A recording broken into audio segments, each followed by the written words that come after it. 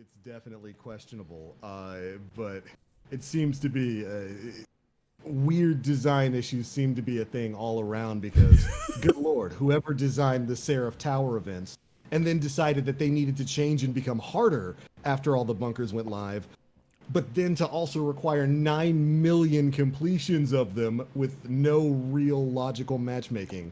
Yeah, that's a design problem too. Oh, we're just gonna dive right in, are we? It's been an interesting week. It's what a weird week it's been, and I'm so glad I get to talk to you guys about it. What's going on, ladies and gentlemen? Welcome to episode 240 of the Planet Destiny podcast. We are back once again to talk about everything that's going on in the world of Destiny 2. With us today, our usual roundtable of hosts. Everybody's here. We've got Aura. Hi. We've got Mr. Danfinity. Hello. And hi, I'm back. Wasn't here last week. Had a wrestling / Mother's Day party to go to. Did you wrestle your mom? Not my mom. I did wrestle mothers, and Okay. I won. No, I'm kidding. They put me in a full Nelson. I was done. Done. My back can't take that kind of shit. No. I have never heard anybody say they were going to a Mother's Day wrestling event in my entire I can't imagine a person out there who's never heard what? What do you, there's got to be a backstory to this. What do you mean? Did you go to a Mother's Day party and then a wrestling event? There was no way that they were actually related to each other. I refuse to believe that. Well, they were related to one another because Mother's Day basically happened to fall on the same day that a WWE event was going on. And Okay. I'm a pretty big wrestling guy. I love wrestling. And so it was either I'm going to have a wrestling party or I'm going to go to a Mother's Day party. Why not just mix them together? Yeah. Everybody should wrestle a mother at some point. Still has given me no information as to what actually happened. No, none. I mean, I'm not going to. Okay. I'll tell you what, I enjoyed it. I very much enjoyed my Mother's Day wrestling party. It was a good time. That's all that matters. Certainly a better time than I had playing certain events in Destiny 2 this week. Because good lord, what a way to start this week off. Tuesday rolls around, reset happens. We get ourselves a quiet new little quest over there at Anna Bray. The Lie. Everybody flutters on because, of course, we've known about that quest for a while. It got data mined a month or two back, and we already knew what the reward was going to be. The return of the classic Year 1 Destiny 1 Iron Banner shotgun, Fellwinter's Lie, complete with shot package. Why it's coming complete with shot package, I have no idea, but it's coming with shot package. So everybody was kind of expecting it. Everybody was excited about it until we picked up the quest and read the requirement. For step one, for the requirement for step one. So how many still Iron on. Banner matches do we have to complete in order to get this Right. weapon from Destiny 1? It's an Iron Banner weapon, right? Right. Yeah. So There's going to be some form of PvP involved at some point in this quest line, right? The rest of it's been data mined too, I believe. Oh, Yes. yeah. The other steps have indeed been data mined, and there's going to be more to it. There's going to be a little bit of PvP, as I recall. I think you're right about that. But the first step number 1, 3 million Seraph Tower completions. Got to successfully complete them on the EDZ, on the Moon, and on Io for a total of 9 million Seraph Tower completion. Yep. So how many have you guys done this week? I have done 2.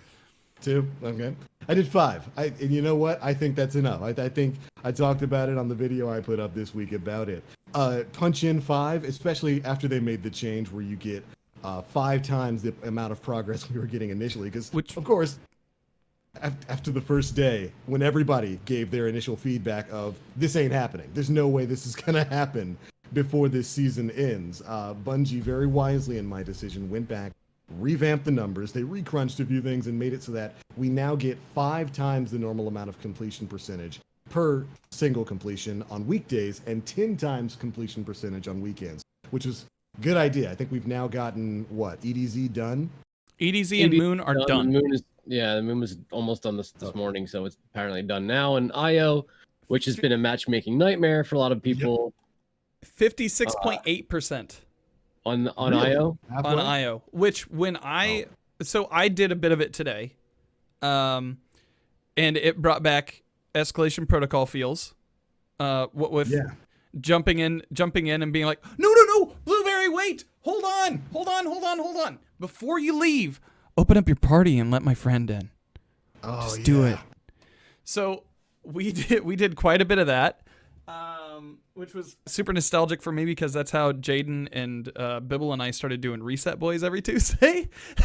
Was back in Escalation Protocol days, and Right. then, but yeah, it was literally like I would get into an instance, and I'd friend request everybody today on PlayStation, just messaging everyone and being like, hey, we're trying to do this. Stick around or open your party so that we can hop in. And either somebody got it and they were like, okay, yeah, open it up. And then we completed the thing a few times. Or somebody opened up their party. 2 people joined in and then they immediately went to space, which was funny. And precisely what you expect out of a Blueberry, I guess.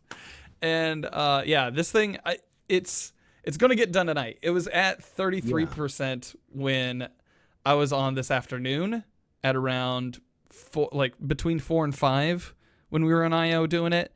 It was at 33%. This is getting done tonight. I don't think it's gonna go into tomorrow.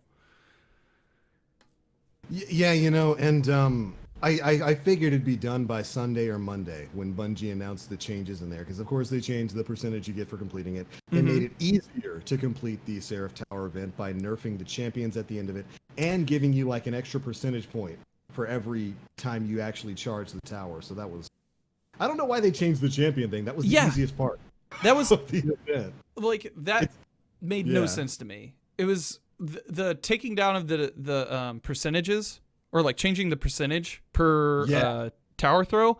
That was a good change. The change That was a of very good change. yeah, the 5 and 10 times change for completion for week versus weekly probably should have been there in design wise from the beginning, but it was a good change. The champion thing, they're not as hard as the giant yellow bars that pop up now, which makes no sense to me.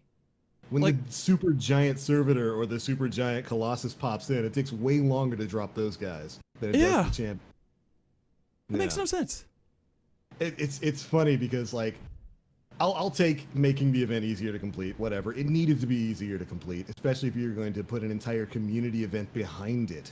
And we're certainly going to take some time to talk about everything wrong with Seraph Towers. Good Lord, is there a lot of problems with that event.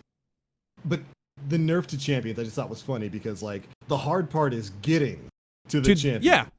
When you get there, they die in 10 seconds. Yeah. And now it's 5 seconds.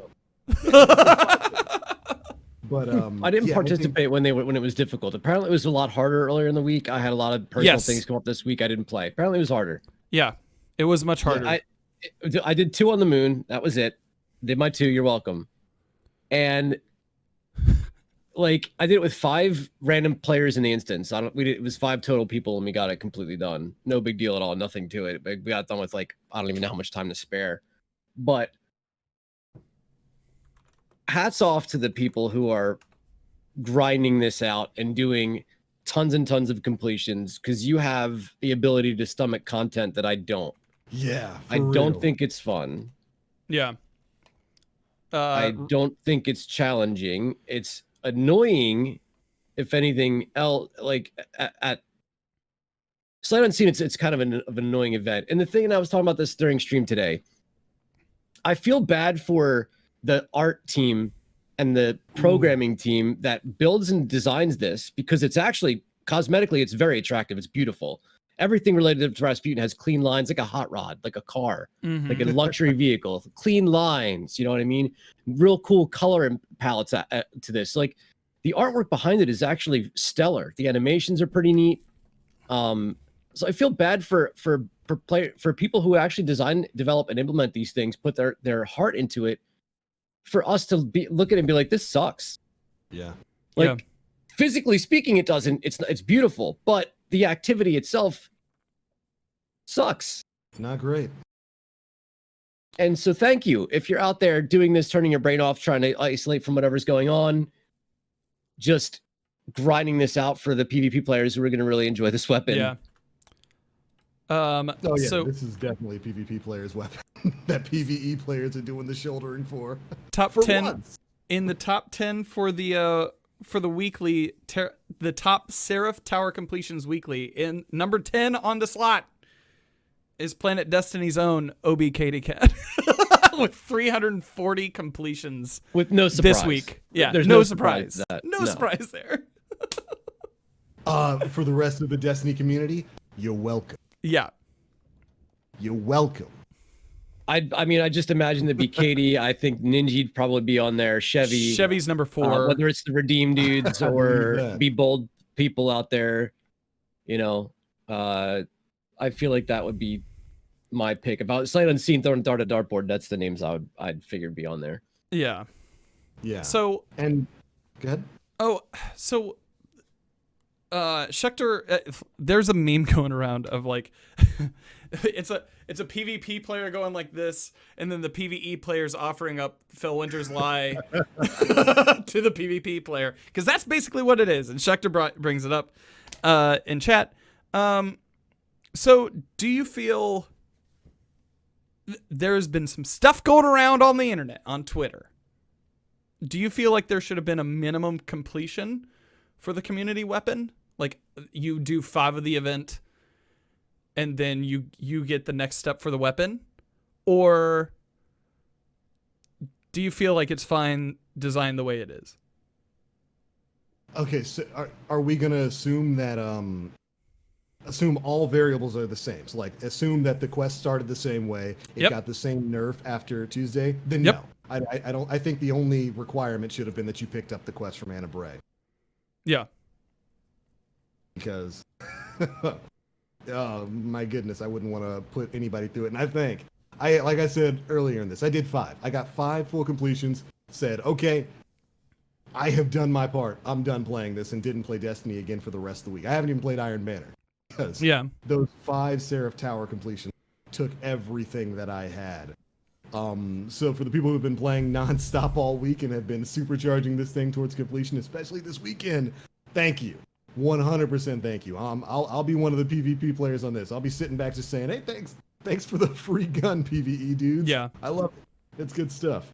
But yeah, I assuming all variables were the same, I think the only requirement should have been picking this quest. Yeah. Maybe if it started out with the changes that Bungie made, then I would feel better about saying, yeah, require people to go in and get at least 1 successful completion on each of the planets. Right. But I'm gonna go the exact opposite direction for this. ooh, I wish that it was impossible to complete and that we couldn't do it, and that we and were that meant was to the fail. lie. The conspiracy I wish theory. we were meant to. All of the conspiracy theories that I had read on Twitter while all this was going on was better content than the content that we're actually playing right now. Like if Bungie, on purpose, put this gun in the game, knowing it was going to get data mined, knowing that all this stuff was going to come to light, Oh my! and then made it God. so that we literally couldn't get it, but that the Guardians would fail. And that not only would we fail, but we wouldn't be able to defend, because all we're doing is, in theory, we're defending our solar system from what's coming, Right. right? This is to arm Rasputin to defend us from Mhm. whatever, what's the Doritos or the Almighty. I don't really yeah. care which one, but like, so we give this valiant effort. We try to arm Rasputin the best way we possibly can. We can't do it. The Almighty crashes into wherever the hell it's going to land at this point, demolishes everything. Guardians fail. Like, how is that not such a crazy, awesome story? And the best way to debate the community into participating into something that they can't do is by taking one of the most fabled, insane, wildly strong weapons that has ever existed, exotic or not, in the game, and dangle it as a carrot above, like in front of us. Like, damn, dude, that would have been such a crazy, cool Yeah. 900 IQ thing, and it would have pissed everybody off, and I would have Everyone loved would it. have been mad. I would. Oh, they'd Oh, be yeah. so mad, and that's the beauty of it. Like, that's Yeah. the thing. Like, oh man, I don't know. that would have been so. Because How mu- like even Devious, right? He was one of our Okay. guests in the podcast before. He's crunching the numbers. He's like, dude, we are getting like 0.01% completed every 4 hours, and if you take the Yeah. time it takes for the season to end, we're not going to get past 75% on any one of these at the rate we're currently going. We can't do this. We mathematically can't get it done. And instead, Bungie was like, oh shit, they're right. Let's make it easier. And it's like, damn, dude, you had it. You had it right there. It would have been one of the greatest stories in. Oh my God, it would have been so wild. It would have been for us, for people that probably would. I mean, we make content based on this. We tell stories based on it. It would have been cool for us. I don't know if it would have been cool for Dad of 3 from Iowa who only gets to play every so often. Dad of 3 from Iowa doesn't need Fellwinter's Live. Well, you don't know. On the weekends, he's got a 3.0 KD. Yeah, then he's a hacker. Let's not even get into that nonsense. Like, the point, the fact of the matter is, I think it was an opportunity to really play with the community in a way that data mining could backfire on people. That would have been interesting. Oh my goodness. The community would have. There would have been rioting on Twitter and everywhere else. There already is. Well, yes, but at the same time, I don't feel like it's as Reddit's toxic as like shitstorm. they don't respect my time. time. Terrible. Like, what could be any worse? Destiny is at the worst. Dude, I thought Season of Forge or the Season of the Drifter were bad, and this feels a million times worse than any of that. Where we're at right now at this game, I queued into Quick Play today, and I was playing 4v2s repeatedly this morning. Couldn't find full lobbies. Like, it's bad right now. And what an interesting way to re-engage people and get them fired up. Like, there's something about us always winning. Like, damn, dude. Yeah. The only time we've ever lost was the Red War in the beginning, and we ended up winning that in the long run anyway. Like, 7 hours later, yeah. After he turned into Marshmallow Man, yeah. Yeah. Oh my goodness. That would have been such masterful trolling. But I couldn't see them doing it for an event like this unless the goal was always for us to fail and they had some other reward set up for us. I couldn't see them just leaving a fail state like that and watching the community burn down. I would like to see it because that would be funny. That reminds me of some of the top tier trolling devs used to put in their video games way back in the day. Like, who here has played like the Serious Sam? Anybody in chat? Sound off. Serious Sam was an FPS series from back in the day, and obviously piracy was a big issue back then. It is now too. But devs used to put in fail safes into their games that would check and see if a game copy was legitimate. And in Serious Sam, if your game failed that legitimacy check, it would spawn an unkillable enemy who moved like 200 times faster than every other enemy in the game that would just hunt you down in every level, essentially making completing the game impossible. You could turn on cheat, you would still die. I miss trolling like that from game devs, and this Aura, that would be such a beautiful scenario. What other weapon would be the best bait you could possibly do? I feel like Fellwinter's Lie would garner more attention than Yellowhorn. Yeah. Like, you're talking, dude. It's called The Lie. Yeah.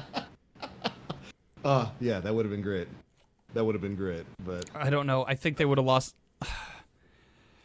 the amount of trust that they already have from some people in the community. They would have lost it completely, I think. Even if it was a troll on Bungie's side, they would have lost a lot of community trust.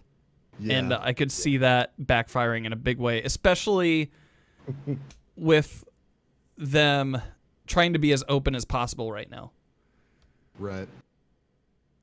I don't know, man. The first ones to say that they're never playing this game again are the PvP players, and they're the first ones right the fuck back in line. Right. The first ones to turn on the game right again and hit the first people to uninstall and 15 minutes later be like, you know what, dude, reinstall. Like, who are you really gonna make mad? I don't know. I thought it was right there for the taking. I get it. I understand your point, but my God, that would have been fun.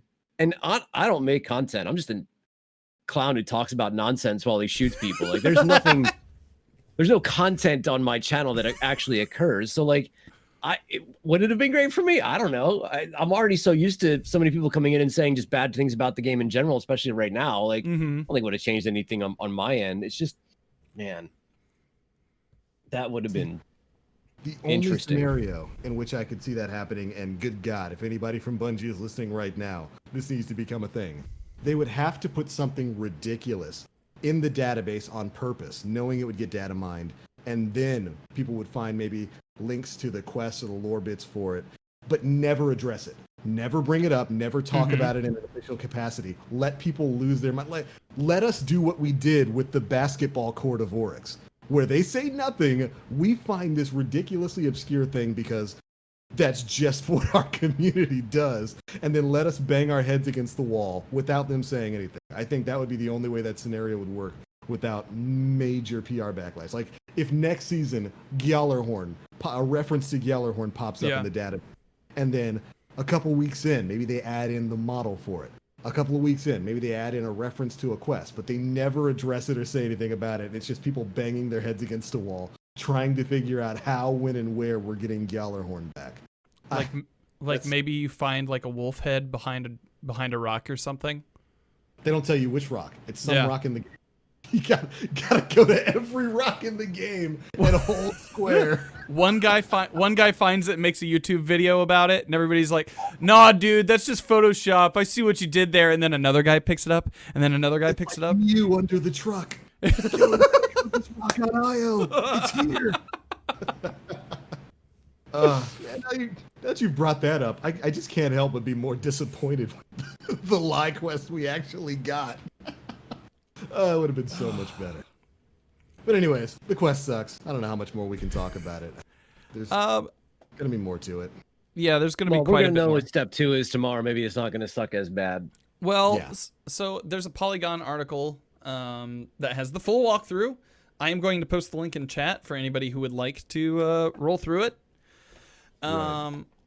Yeah, so it I don't know. It doesn't seem, after this portion, it doesn't seem that bad. For the rest of the steps, but there was something brought up in chat earlier from Schecter saying that like if they had made it like an exotic quest or something along those lines where we had to do those steps up to this point and then this community event was the grand culmination, would that have been better? Yeah. Yeah, I think so. Especially if it launched with the changes that they made on Wednesday. Yeah. Because what it is right now is we are swimming up a waterfall to get to the calm part of the water. We are literally at the bottom of the waterfall, swimming up it to get to the calm part, right? Like it should have probably gone the other direction where you're building momentum, and then there's this grandiose, boom, we're done kind of thing. Instead, they just like smacked us in the face with with Seraph Towers. Seraph Tower. And it's like The worst. it wouldn't be that again. I think the time at which this was released, like we've been doing this already for the entire season. Like, Yeah. it's not new, fresh experience. We've cycled through all of the bunkers, and we've cycled through all of the Seraph Towers themselves. And now at the very end, when we're probably the most tired of it, it gets thrown at us that we have to do it even more. 9 million. Well, Right. So like I think that's a huge part of it too, is the cadence of it all. Yeah. I had talked about this last week, but I want to pitch this to you guys too.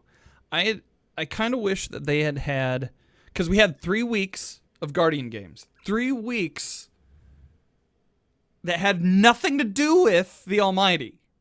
It was a vacation. It was a distraction from what we had to do. If they had said, okay, if Anna had popped up and been like, hey, there's this thing that we got to do, like Rasputin's requiring like 3 million completions this week, that would have at least focused on one area. Yeah.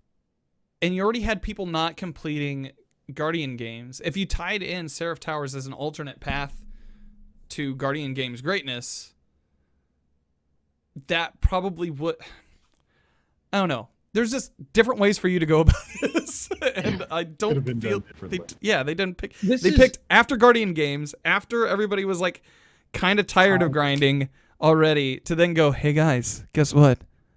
More grind. 9 million. 9 million. This is part of the problem of content drip. Yeah. this is just symptomatic of that, where we have this thing we want to put in the game, but we gotta wait, because if we put it in right away, we're gonna have nothing 5 weeks from now, and we're trying to introduce content as the season unwinds. This is just symptomatic of why I don't know if this formula, while it might work for the Bungie staff, and I don't know if it works for the player base. I don't know. Yeah. I think we've seen that it doesn't work for the player base this week. That things were definitely not working. People weren't doing it because they looked at it and said, you know what, I'm not going to do this. I don't want to do this. We just got done with, like Dan said, 3 weeks of bounty grinding, non-stop bounty grinding on 3 different characters for a lot of people. And now you're asking me to hop on and play one of the most mundane activities in the game. People didn't want to do it. Yeah. I think people were already at a time in which they probably aren't really playing too much Destiny, and this probably didn't incentivize a lot of people to jump back. Is Escalation Protocol and Blindwell, are they better activities in the Seraph Towers? I don't even need you to finish that. I enjoy those way more than Seraph Tower. Yeah, I would say so. Escalation had weapons as incentive that the community wanted at the end of it. Like at the end of each completion, there was a chance, or or you could grind out the gear, like one per week. There's right? one piece of armor per week or whatever. Right. Yeah. And so Right. you had incentive to keep people coming back week over week in order to get a chance at these things. With Blindwell, you had the tiered challenge of it, Mm-hmm. as well as just gear that you could get from and lore that you could get from Mara. This is a wet fart in a way. And it's not. I think the rollout was the bad part. I don't think the design of the event is the bad part. I feel like they should have added more incentive for people to go week over week. Like, make it so that if you complete the 3 million on Earth, then you get 4 drops of 4 weapon drops or something like that from a Seraph weapon. Like kind of something like that would have helped to make this worthwhile. But right now it's just like we're getting bits, and what are we going to use the bits for? And not even a lot of bits at that. Like, that's been my argument for the Seraph Tower public events, because the event itself isn't hard and it's not that bad. It's, running around killing enemies, picking up orbs, throwing orbs at bigger orbs, and then killing a boss at the end. I think that's fine and all. But there's absolutely no incentive outside of, if you're still getting Warmind bits, doing your weekly bounty quest for Rasputin. And one of the biggest problems with that is, of course, the 2 chests you open at the end is nothing really. You get 1 legendary bit of armor that's nothing. That's not really anything worthwhile. 58, right now. 49 stat roll, 51 stat roll, Seraph garbage gear. stat rolls. And you can get way more Warmind bits if you're trying to farm those by just running Reckoning. Yeah. Just go to Reckoning, clear tier 1, boom, 50 Warmind bits. I think I forgot they existed until you mentioned them. I completely forgot they even existed. I have like 3,000. God knows how many I have at this point. Because all I've been doing is playing Crucible. I probably have like 20 billion. I don't even know. Let's check. Let's check real So, quick. I've got dim open. The thing about the Seraph is that the weapons are actually not terrible. And I feel like they're perceived as terrible, but they're not. The shotgun is pretty decent. The SMG is SMG is good. I've seen YouTube videos where the hand cannon is serviceable. I fired the light machine gun for the first time today, and it was really bad, but it might have been my roll on it. But so there is loot to it. It's just that at the time at which Escalation Protocol launched, there's only 3, and one of them was like a must-have weapon for PvE activities. Like you needed that shotgun. You couldn't, like, that was key. Shirochi was necessity for a while to have that shotgun. Right. And that was when what was it, Trench Barrel that it had on it? Yeah. And that's when Trench Barrel was broken, and you had the buff all the way across the entire magazine, and we had the reloads that instantly reload all the shells and stuff. So that was a must-have. And I think the problem here is that, and this might be a good segue into sunsetting, is that there's nothing about the Seraph weapons that is a must-have thing. They're usable, they're serviceable, they're decent, but they're not like, I'm going to take this if I want to do the Grandmaster Nightfall. I Yeah. have to have the Seraph SMG, right? Like, there's nothing about it that lends itself specifically to endgame in either pool. And I'll even include Gambit. There's nothing about it that's like, oh, this is going to be the guide for Yeah. whatever, right? Mhm. So I think that's part of the issue as well. I think the Warmind ability, like the ability for these weapons to drop Warmind orbs themselves, is probably one of the most powerful things about them. Yeah, that's it. That's the reason to use them for the Warmind. And Which I've never used once. Is that seasonal? Is that just this season? Or is that... I don't know, because it's a seasonal mod. It's a seasonal mod, but I think they're available. They're supposed to be available for the season after, or 2 seasons after they are introduced, I thought. But I hope could have so. that wrong, because God Those knows what weapons information become I'm reading worthless. at this point, how I'm interpreting it. Right. I'd imagine they have to, because without it, those weapons become worthless.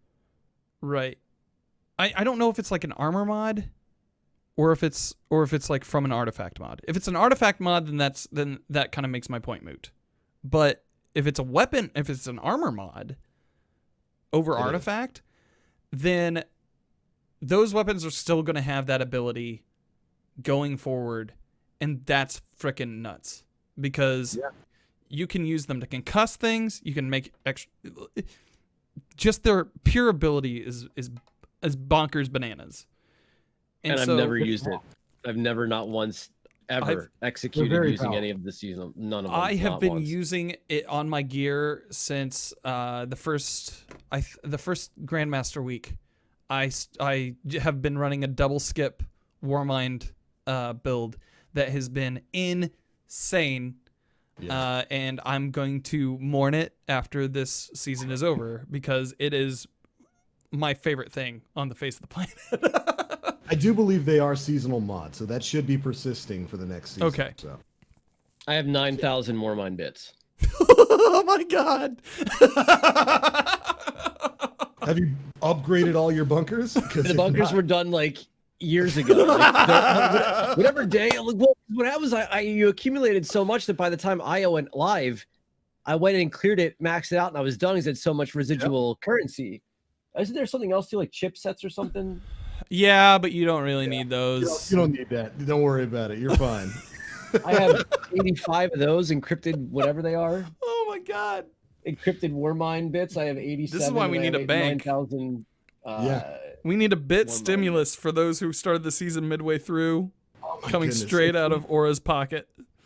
Yeah, and that's part of the problem here, because that makes the current ongoing public event, the current ongoing community event, rather, even more worthless for you, Aura, because you've got all the Warmind bits in the world, and Warmind bits are legitimately the only real reward you get from running the Seraph Tower public events. And it's like, I wish they would have done something more with that. Like maybe once you've maxed out the bunkers, you can use your remaining Warmind bits to re-roll Yeah. Warmind or something like that. Or even when they I mean, up the just to- difficulty. Just when they up the difficulty, just something. Because right now it's the same. I'm not going to shy away from opportunities to roll the SMG and the shotgun because I think that they can be top tier weapons. So I'm okay with the fact that I get the shotgun if I participate. But the thing about it is, like, I can sneeze and get a Seraph weapon drop. Like, it just comes from anywhere at this Yeah. point in the game. It's not exclusive to the Seraph Towers. Like, if I complete a Crucible match, I can be rewarded the Seraph shotgun. Like, so there's even less value for it because these weapons drop from anything. Like, I'm literally, I'll fart in a public event and I'll get one. Like, Was that a Just- bunker thing? I don't know what it is. It might be. Yeah, it's a I mod. mean, Well, I just wonder if like getting those extra drops was a bunker thing. I could be wrong. Yeah, probably. Completely. One of the- probably was one of the things I purchased, right? When I maxed Yeah. it out. Yeah. Yeah, So it's one of the bunkers. Hell, if I've read them, I was like, I need to do this to get this. Okay, cool. Execute. Like, dun dun I dun think dun dun the dun only, dun. the only ones I paid attention to are the ones that made it discounted, so you had to spend less bits to upgrade. And I think there was Yeah. a couple of the 7, 5, and lost 3. sectors are easy to run when you spawn in the big dude. You spawn in the big guy, he clears the lost Yeah. sector for you.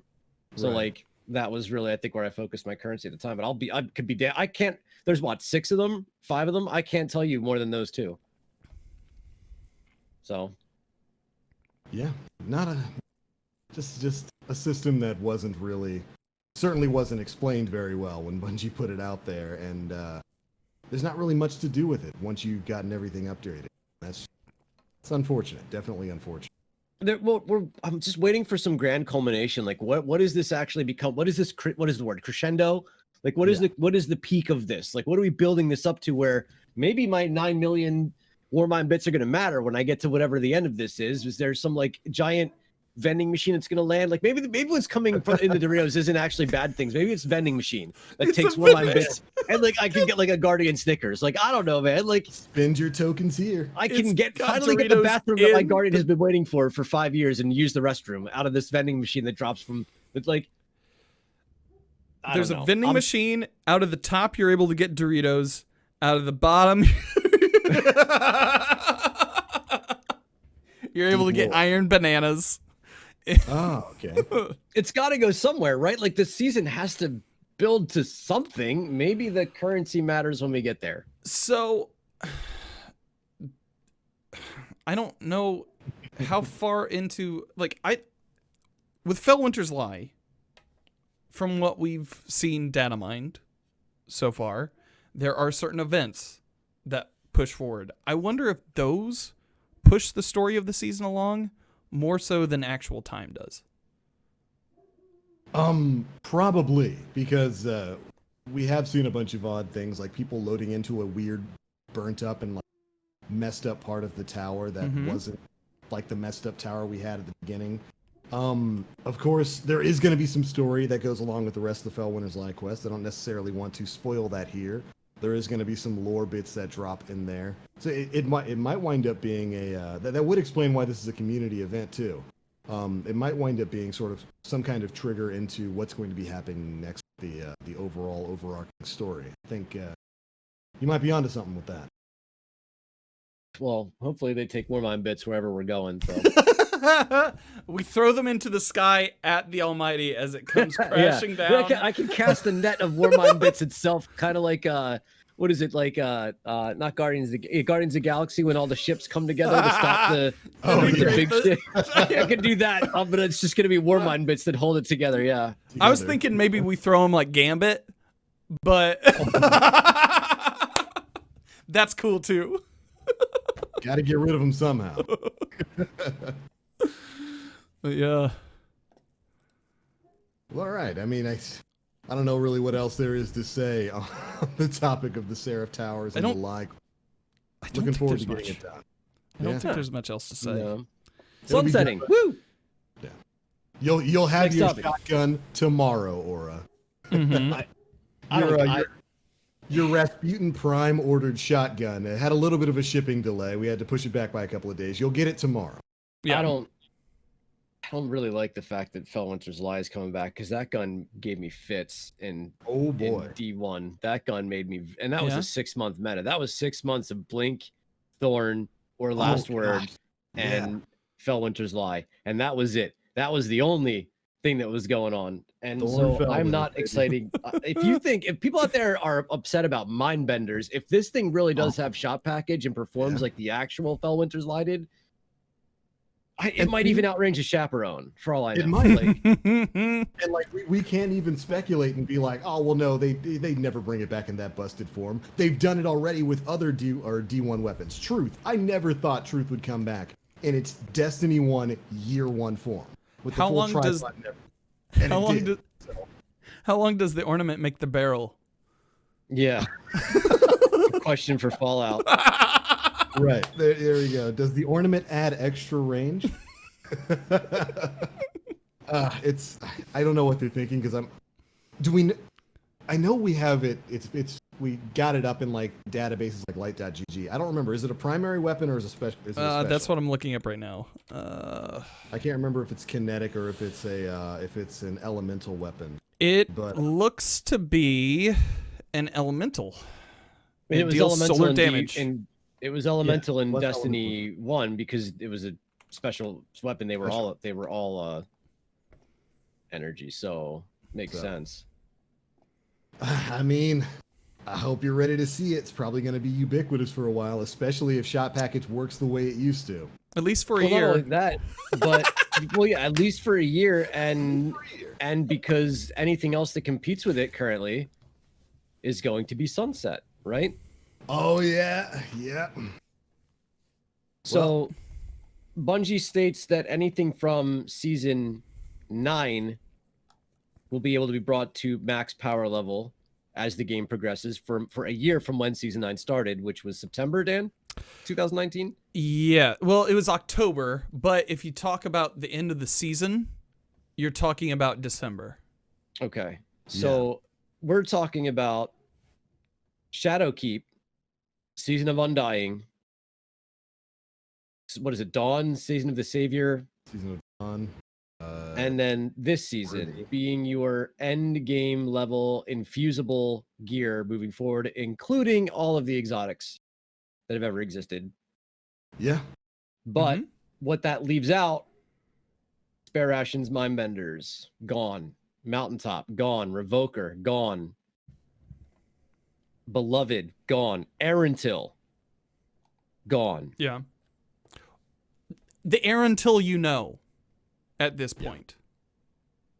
Listen, I play sixes. I play Crucible. I'm going to be using whatever the hell I want, wherever the hell I want, because it's not power level enabled or matter. Right, And yeah. to add to that, when you get into end game power level mattering, in Iron Banner, we were doing the 1,000 power level lower or whatever, 100 power level lower than normal, and you could still snipe and kill somebody. So there's a good chance that a sniper rifle, a fusion rifle, and a shotgun might still one-hit kill when power level is enabled, even being significantly under-leveled. There's a chance. You'll put yourself at a disadvantage, but there's still a chance that it would create that one-hit kill environment. Right. The thing that gets me, I don't understand why the PvE community isn't more up in arms about this than the PvP community, because where's your DPS gonna come from? Where's your damage, dude? Like, Anarchy, Whisper? Like, is that what we're gonna be relying on to take down bosses? Where I'm at with it is that the PvE meta, for the most part right now, when you're dealing with weapons outside of exotics for DPS, are dictated season to season by the artifact and what mods they push for champions. Yeah. And it doesn't... Right now, I don't know what's coming on June 9th for what that meta is going to be. But I know that we'll probably... Divinity is still going to be a weapon you're going to want to get. You're still going to want Xenophage. You're still going to want Anarchy. Ariana's Vow, you should probably get the Catalyst done. Things along those lines that help you take down champions and your big named bosses right now. The strats that work now will probably work in a year. It's just the names of the weapons that you use in the in-between are going to change. Wait, what's June 9th? June 9th is the beginning of Season 11. Oh, shit. That's like... Yeah, really we don't have much time. In a month. Oh, Less than a month. So much for that title I was working on. So much for Conqueror, huh? Yeah. I'm almost done. I gotta do this week and then the next 2 weeks, and then I'm done. Haven't started yet? Okay. Well, it's supposedly the last 2 weeks, according to Ginzer, KR, if he's to be believed, which he's pretty good at what he does, the last 2 weeks, you'll be able to kind of pick and choose what you want to do. Right. So. That's good news. If I decide to care. I might not decide to care, but if I decide to care, that's good news. I haven't decided if I'm going to decide to care yet, though. Yeah. Well, I mean, I have to make that decision. You should figure out pretty soon whether you decide to care or not. I should. We're getting it. But yeah, the new season is on the horizon, and of course with that is coming a lot of changes. They've been talking about a lot of the changes that are going to be coming starting with season 11 and moving forward for the past couple of weeks in the TWAB. Of course, this sunsetting weapons and armor sort of thing has been a major topic of conversation, especially this week with the way Bungie was describing it in the TWAB. We get to hear a bit more about how they're going to be sunsetting and getting rid of the weapon. Well, I won't say getting rid of, but trying to encourage you to stop using the weapons that you may have been using for the past year or two by limiting their effectiveness in future content. Of course, this ain't our first rodeo with this. This is exactly what they did way back in Destiny 1. And for you guys here on the channel, especially for those of you who've been listening for a long time, you know, my opinion hasn't changed on this. I wasn't a fan of sunsetting in Destiny 1. I'm not really a fan of it here in Destiny 2. I understand the need for it. I understand why Bungie's doing it. They need to kind of influence people to using their new environments and their new weapons and the new stuff. They got to move on to new things. I understand that. I don't necessarily agree with the way they're going about it. And part of that is the argument they always use about attempting to fight power creep. We heard this a lot in the TWAB. One of the reasons why they want to sunset weapons is because they don't want you using your Recluse forever. They don't want you using your Mountaintop forever. They don't want to have to design around the Mountaintop forever. They don't want to have to design around Izanagi's forever, although I think they said exotics are going to be fine moving forward. You're not going to have to worry about but you get exotics will always be in the meta. Yeah, but they want to get you off of those guns, and the best way that they can think of to do that is by limiting the in-game activities that you can bring those weapons in. My argument has always been, if you don't want me to use my Recluse, or you don't want me to use my Mountaintop, stop creating encounters that specifically cater to those weapons. Create more. It's the same argument with my issue with them nerfing Izanagis and sniper rifles and stuff like that. Stop making encounters where sniping is the best option. Make a weapon that is worth me taking off my Mountain. Make a weapon that's worth me taking off my Recluse. I don't necessarily agree that would always lead to something called power creep. I would actually argue that there's never legitimately been an instance of prolonged power creep in Destiny's history. It has always been in a case of finding an outlier, nerfing it, which creates other outliers because that weapon was kept in place by the previous one, nerfing it, so on and so forth. I don't think there's ever really been a time in Destiny where we've had something that has just far outperformed the rest of the pack in terms of weapons, and we've just buffed everything up to that level. Can you guys think of one? No. And MTash brought up a really good point on Twitter. He's like, yeah, if all you're doing is making me grind another spare rations, but calling it like a full ration, like this isn't the way to go about it. Like, it's no difference. If the role that makes a spare rations really good at a 150 hand cannon right now is the same exact role that makes a new 150 hand cannon good, it's an empty grind. There's no tangible reason behind it. Like, right. And from Bungie's perspective, and somewhat I think they even mentioned it at Twabber, they said in a tweet, it's like, we can't continue to make crazy perks, or else what's going to happen is we're going to make a gun that one-shots everything. Like, everything's going to start to get so powerful that all we're going to do is create things that have TTKs that are abnormal. We're going to be playing Rainbow Six Vegas, and when you actually shoot something in the head, it's automatically dead now. Like, banging walls. Right. So like, I get where they're coming from with it, but I think it has to be the best of both worlds here, where they're not just creating a spare rations and calling it something else, but they're also being innovative with the perks, and they're trying. Like, they've tried with trials to be innovative with perks, and they went about it a pretty poor way with whatever the celery or whatever celerity perk is. Celery. Yeah, whatever. It's about as good as eating celery raw. That's what that perk is about as good as. So it might as well be called celery.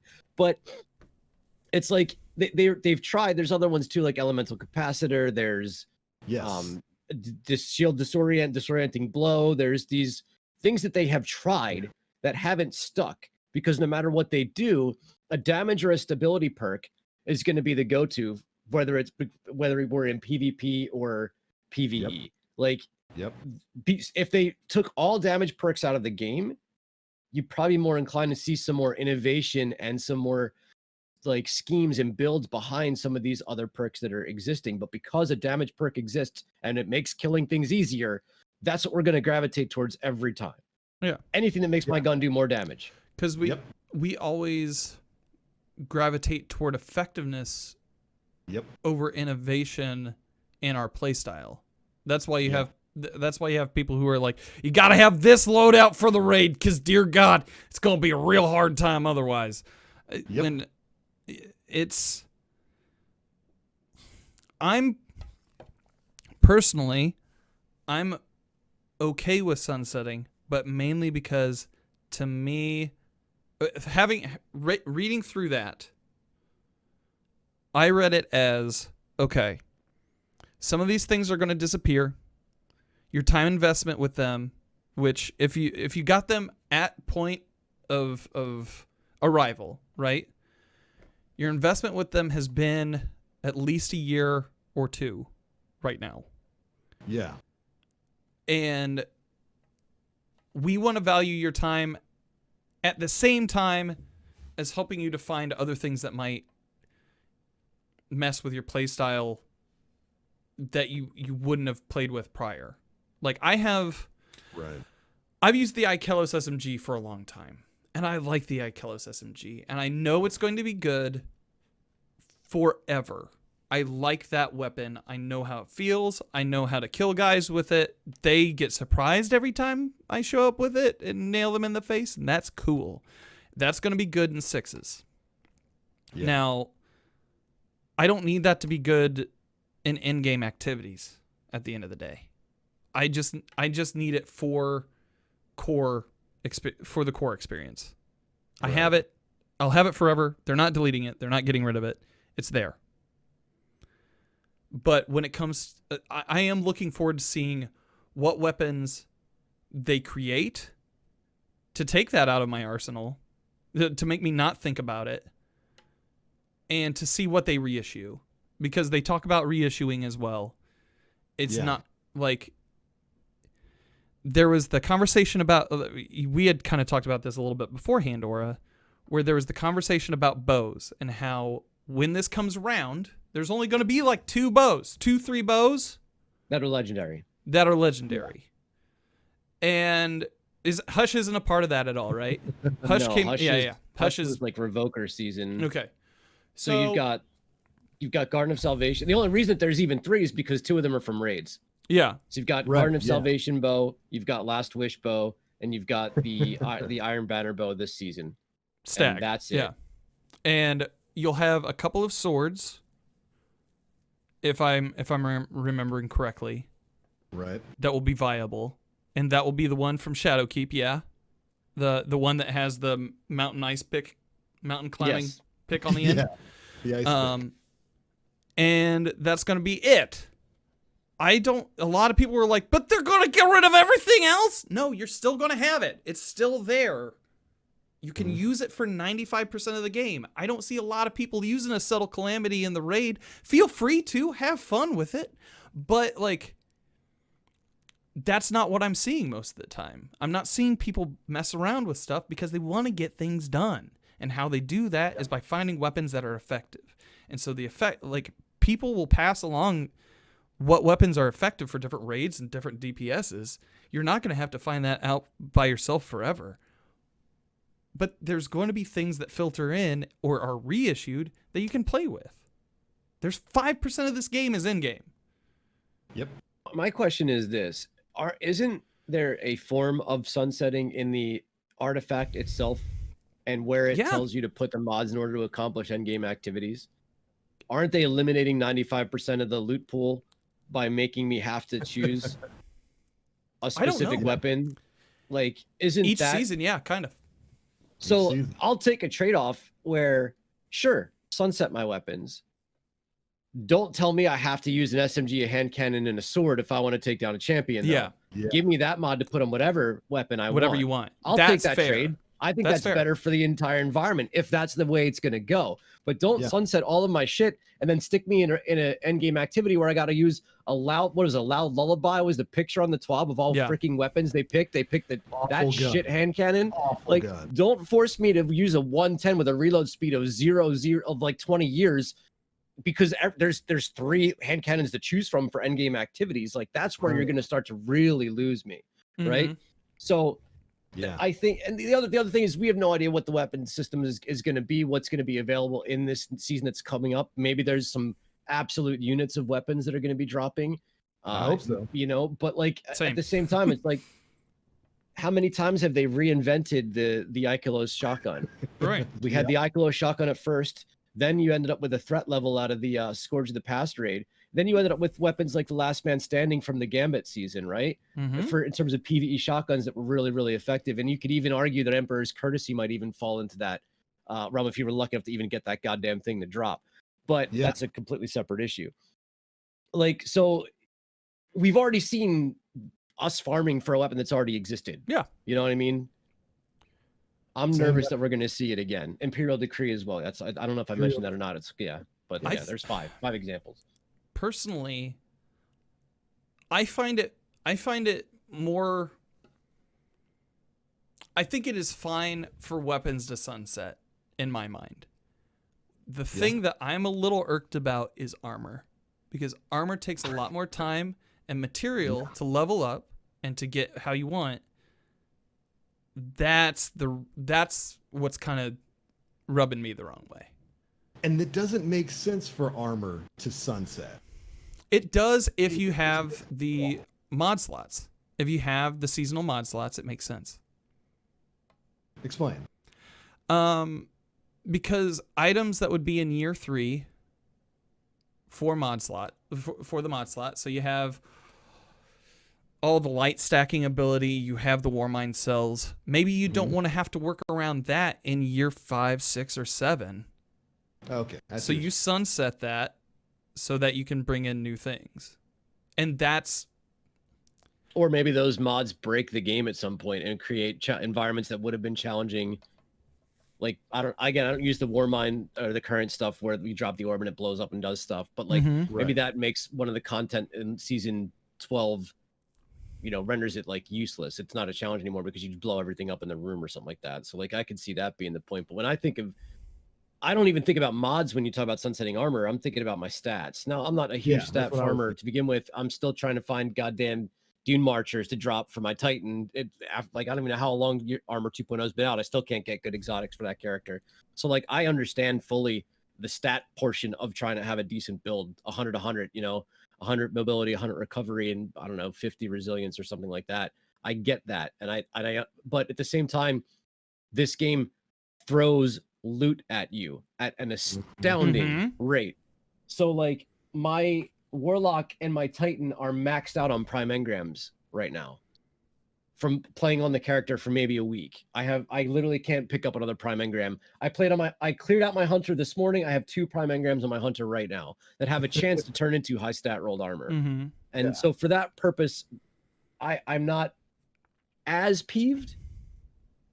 And there's a really good chance that current armor that's current on your character is probably from a season like a relatively recent season anyway. Like I doubt I'm using something that dropped from Scourge of the Past raid or something like that, you know? right. Correct.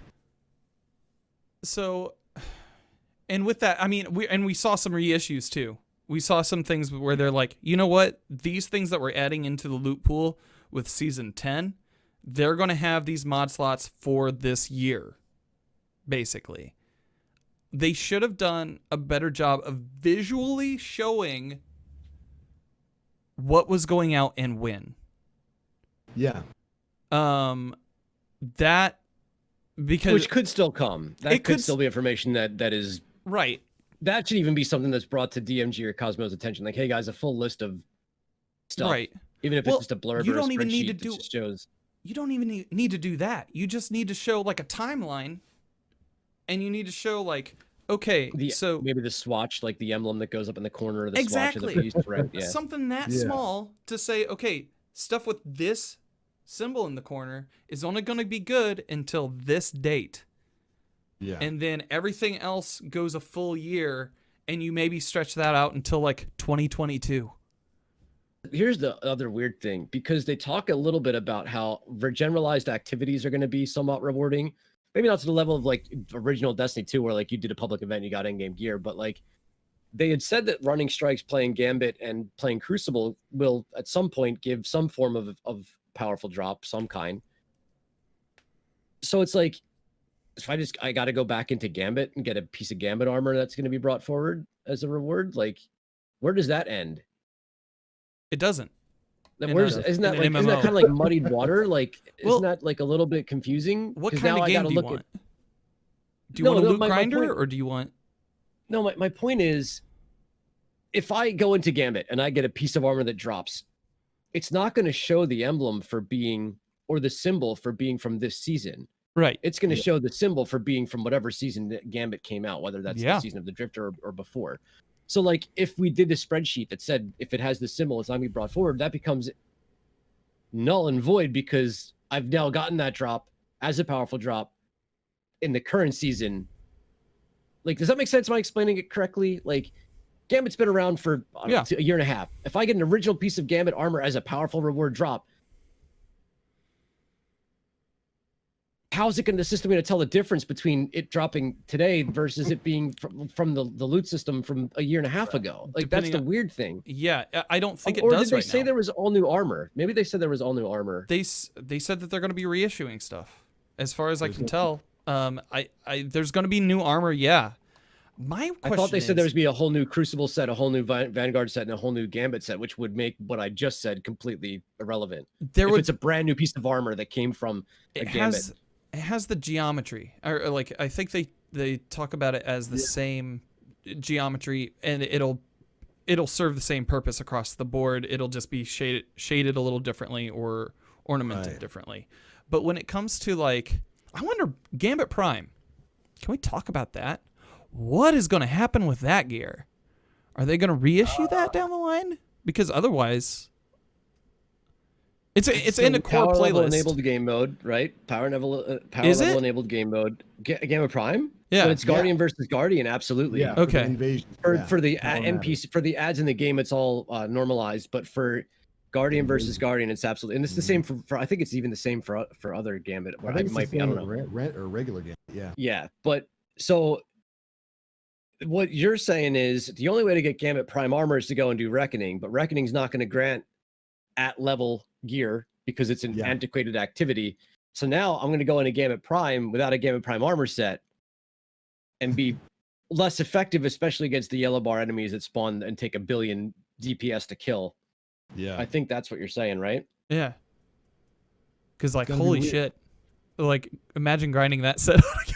Well, way they so have like, to. what's gonna be the point of playing Gambit Prime though? When the major draw for most players is to get in there and try and get a last man standing or a spare Mhm. rations for Do the you most think- part. Do you think we see them get rid of traditional Gambit or Gambit Prime at the beginning of They 12? talked about that forever ago. They talked talked about about it it. forever ago and saying making that, a choice and saying which one of them had to stay. yeah, I think maybe they couldn't come to a decision on it, and because that was like last summer when they talked about getting rid of one of them. that was during one of the director's cuts. Oh Yeah. man, what if they get rid of traditional Gambit in service of keeping Gambit Prime in order to keep the loot pool for Prime? That's the only way. They could would see just it take going. one of the loophole and dump it in the other. Yeah, You that's would just copy paste. Prime would just get the Gambit loop. The pool. thing about getting rid of Prime is that now you're also talking about like what the hell good is Reckoning. right. Yep. So to me, it would That be traditional entire- Gambit that would have to go, right? Yeah, That's what I was gonna say. I think if they were gonna get rid of one, it'd be traditional Gambit because Gambit Prime has an entire system. Yeah. added to it with the armor sets, with the Reckoning, that entire loop. yeah. Unless you Probably rework get- Gambit to take that loot pool, which that's way more work than But probably. I didn't finish my Ecdysis lore book yet. Like I can't have Gambit Prime go anywhere. I got to go to the whatever That's the hell true. it is. Yeah. Actually, I might have finished my Ecdysis lore book now that I think about it.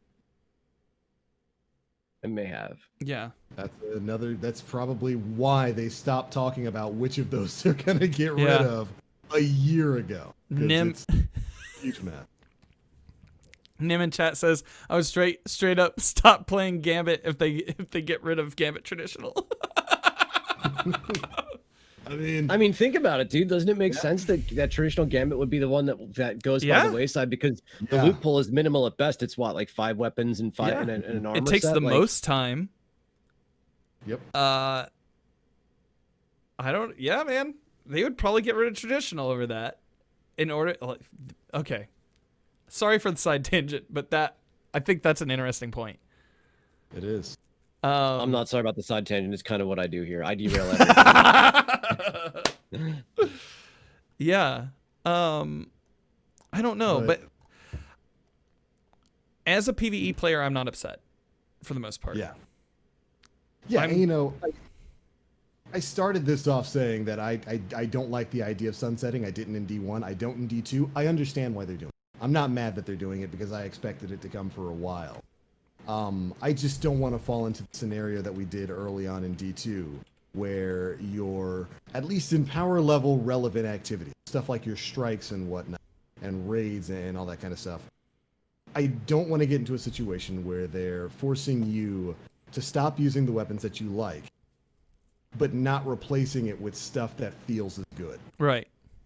That is a scenario I don't want to get into. And we'll just have to see if it happens. It's gonna happen. It's not like I can complain anything about it. I'm fine with them sunsetting things.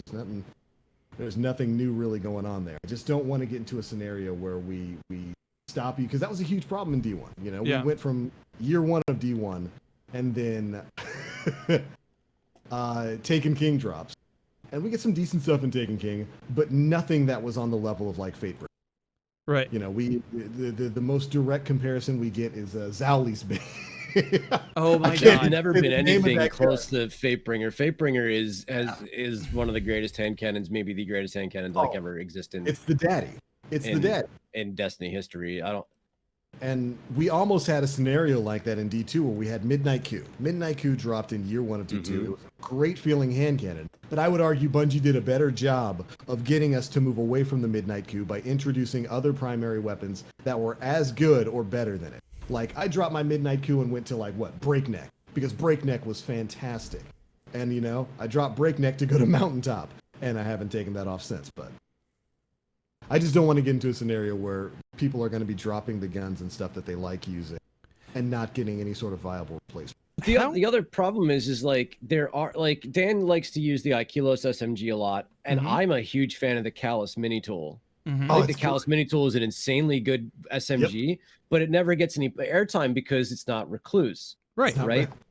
And so like sunsetting might actually give breathing room to a weapon like that, because if I'm not sure when they came out in relevance to each other, but I don't think they were the same. So Callus mini tool is Season of Opulence. Mhm. I feel like recluse might have been yes. before that. A little bit. I think a little bit. Was it the same season? Was it That would have season been of a the major Drifter? letdown. Was it the season of the Drifter? That I'm not roughly- sure. I don't remember. But like It was around that time. regardless, case in point is a Callus mini tool doesn't get room to breathe because the recluse exists for so long, and vice versa. So maybe sunsetting is going to be this option where like finally some other weapons are going to get a chance to get some breathing room and some airtime. My Hope so. concern is there only being one of those weapons that sits in and is the next big thing, and how quickly are we going to be able to get our hands on it? Like I Yeah. don't want to beat my face against the wall, double primarying down a strike boss again because I haven't been able to earn whatever the next DPS endgame right. activity thing is going to be, right? Like that's where I don't want to go into whatever the next season is with a Martyrs whatever grenade launcher because it's available Mhm. through Season of the Savior or Drip or Dawn or whatever, or Mhm. and a breach light. Like that's not where I want to be in my, and that might very well be the strat for all I know. It's going to be Yeah. breach light and Martyrs whatever the hell it's called, because I don't know what else is really going to stand out in terms of kill quickly and effectively Yeah. and out of this loophole from the past 2 seasons. So Especially considering we've gotten a very sorry, Dan. I just wanted to get Okay. this out, but especially considering we've gotten a very sparse amount of new weapons each season. I'm not going into next season with a loud lullaby. no. No, absolutely not. Well, Hmm. and I'm so how saying does that there's probably a loud lullaby I actually really enjoy in my vault somewhere. how Now that I does say that? Final Fantasy 14 and World of Warcraft handle power Hmm. creep? Those are Uh, like good. they're gear games that require you, I'm guessing, to gear up for whatever the next iteration brings, right? How Aren't does they it handle that? massively involved in not so much gear, but like abilities and spells and magic, and aren't Okay. their Well, I mean, skill we are trees too. infinitely more complex? Like, isn't there so much more depth to the actual MMO portion? Like, There is for classes, not so much for weapons and armor. Oftentimes, there's sunsetting in basically every MMO, and it's because your weapons come with a static item level, Like I use Final Fantasy 14 as an example, since that's my favorite MMO, and probably the one I play most right now. Every weapon has a static item level. It's like you might get to item level 400.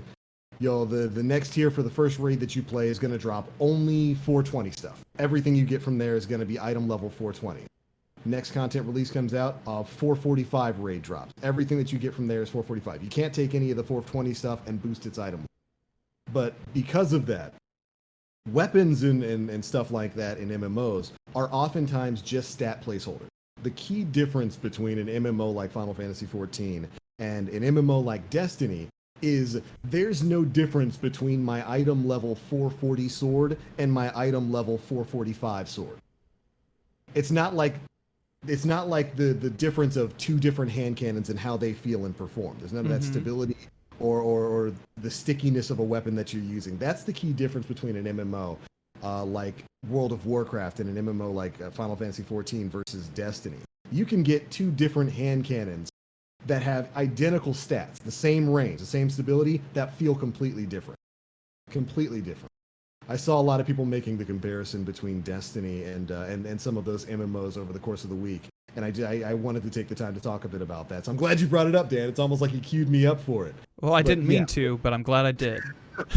When it comes to those games, the weapons are basically just stats. Yeah. The difference between an item level 400 and an item level 485 is just the 485 has 5 times the amount of strength on it.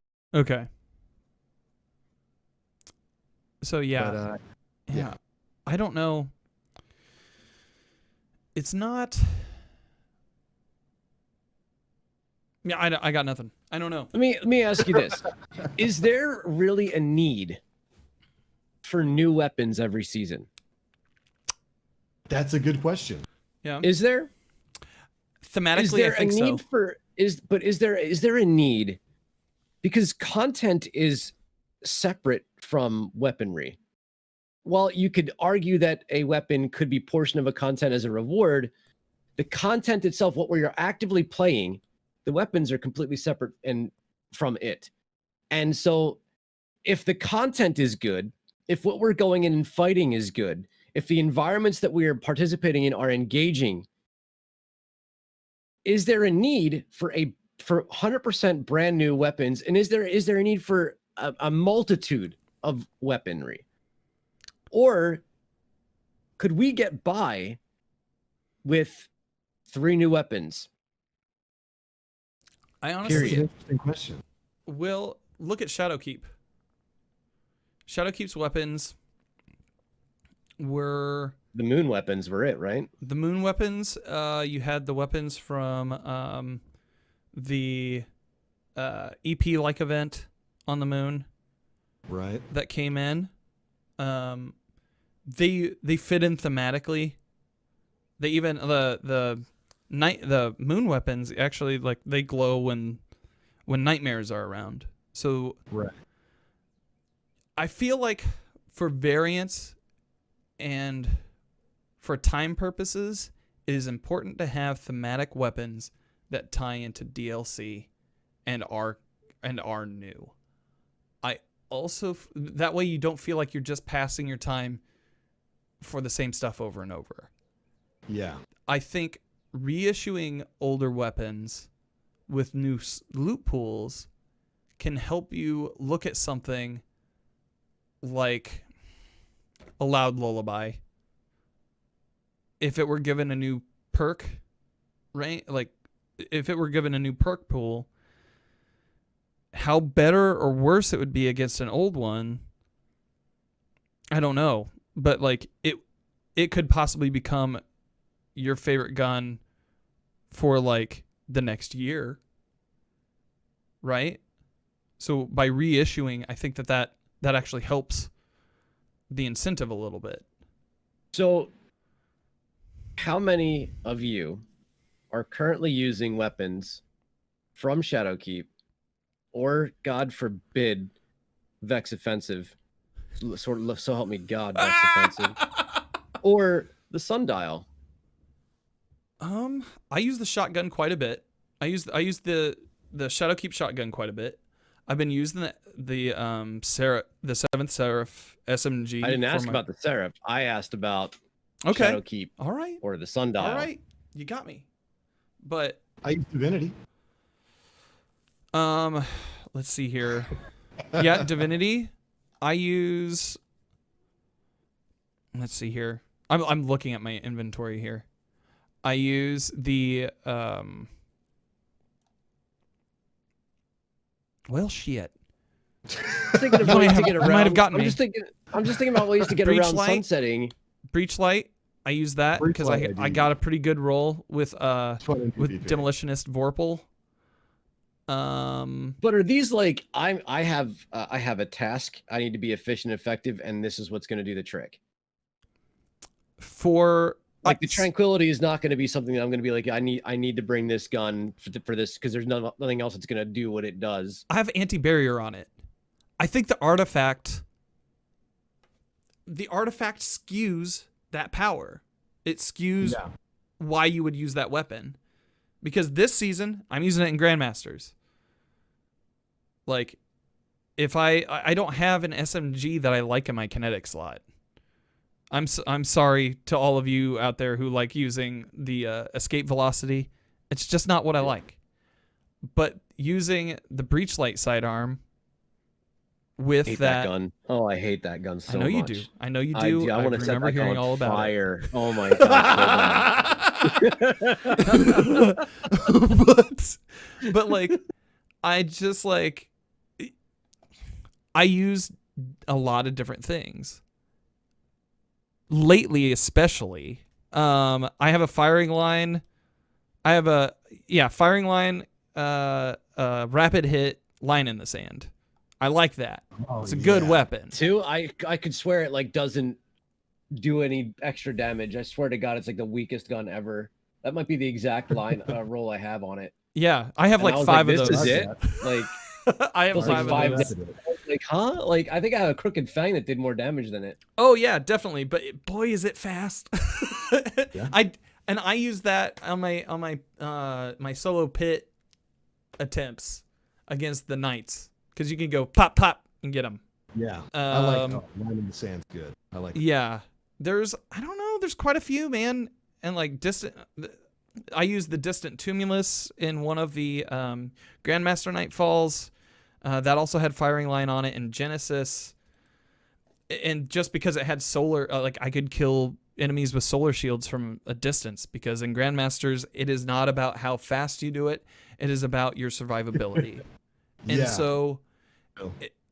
it depends on how you play, and I think that reissuing weapons and adding new thematic weapons into the loot pool changes that in a meaningful way that you could discover something new about the game and dive in deeper for it.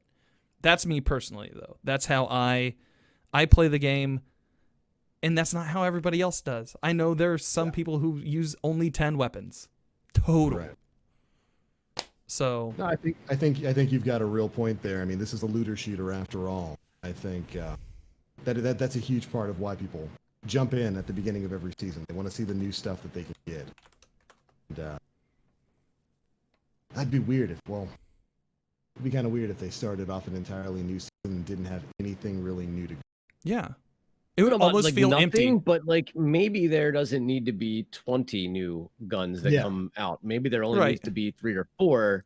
I feel Maybe that. maybe they do 10 and then they do like 20 to 30 reissues. I'd be okay with that. At that point, what's the point of sunsetting if it's 20 to 30 reissues? Unless you're reissuing like the Criminal's Dagger or the whatever the Aura. hell, the Perbina To D or make something. you earn it again. Yeah, it's a loot game. To make you search for it again.